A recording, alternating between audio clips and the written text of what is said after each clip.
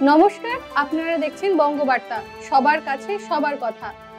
পশ্চিমবঙ্গ সরকার আলিপুর চিড়িয়াখানার জমিকে বাণিজ্যিক স্বার্থে বিক্রি করার চক্রান্ত করছে।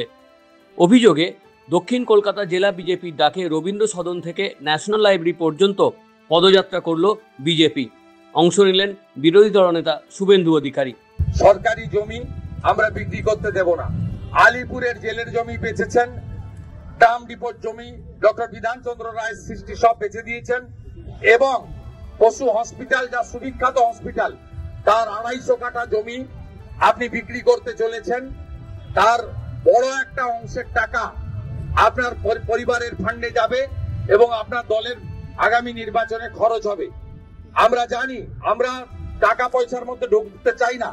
এই ঐতিহ্যমণ্ডিত চিড়িয়াখানার জমি, পশু হসপিটাল, তার 250 কাঠা তো দূরের কথা, 1 ছটাক জমিও আমরা বেচতে দেব না। সীমন্তিনী সাহুর রিপোর্ট, বঙ্গবার্তা।